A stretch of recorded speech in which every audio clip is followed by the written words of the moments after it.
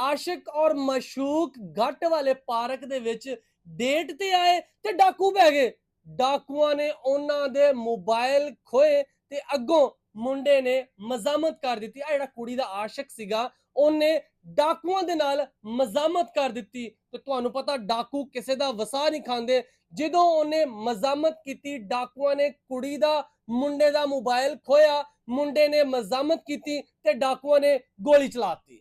ਗੋਲੀ ਜਿਹੜੀ ਚੱਲੀ ਆ, ਜਿਹੜਾ ਮੁੰਡਾ ਸੀ, ਜਿਹੜਾ ਆਸ਼ਿਕ ਸੀਗਾ, ਉਹਦੇ ਪੈਰ ਦੇ ਵਿੱਚ ਲੱਗੀ। ਡਾਕੂ ਮੋਬਾਈਲ ਵਗੈਰਾ ਲੁੱਟ ਕੇ ਉੱਥੋਂ ਨੱਸ ਗਏ ਤੇ ਜਿਹੜੀ ਮਸ਼ੂਕ ਸੀਗੀ ਉਹ ਵੀ ਉੱਥੋਂ ਨੱਸ ਗਈ। 15 ਤੇ ਕਾਲ ਚੱਲੀ, ਪੁਲਿਸ ਪਹੁੰਚ ਕੇ ਆਪਣੀ ਕਾਨੂੰਨੀ ਕਾਰਵਾਈ ਸ਼ੁਰੂ ਕਰ ਦਿੱਤੀ ਆ। ਲੇਕਿਨ ਵੱਡੀ ਗੱਲ ਇੱਥੇ ਇਹ ਵਾ ਕਿ ਡਾਕੂ ਤੁਸੀਂ ਵੇਖੋ ਸਰੇਆਮ ਸ਼ਹਿਰੀਆਂ ਨੂੰ ਲੁੱਟਦੇ ਪਏ ਆ। ਕੋਈ ਡਰ ਨਹੀਂ ਪੁਲਿਸ ਦਾ। ਕਿਸੇ ਪਾਸੇ ਇੰਨੇ ਪੁਲਿਸ ਮੁਕਾਬਲੇ ਹੋ ਗਿਆ, ਫੁੱਲ ਫਰਾਈ ਹਾਫ ਫਰਾਈ ਹੋਈ ਜਾਂਦੇ ਆ, ਲੇਕਿਨ ਡਾਕੂਆਂ ਨੂੰ ਕੋਈ ਡਰ ਨਹੀਂ ਹੈਗਾ। ਹੁਣ ਇਹ ਜਿਹੜਾ ਆਸ਼ਿਕ ਤੇ ਮਸ਼ੂਕ ਝਾੜੀਆਂ ਵਿੱਚ ਬਹਿ ਕੇ ਆਪਣਾ ਕੋਈ ਪਿਆਰ ਦੀਆਂ ਪੀਂਘਾਂ ਪਾਉਂਦੇ ਪਏ ਸੀਗੇ ਤੇ ਉੱਥੇ ਡਾਕੂ ਪੈ ਗਏ।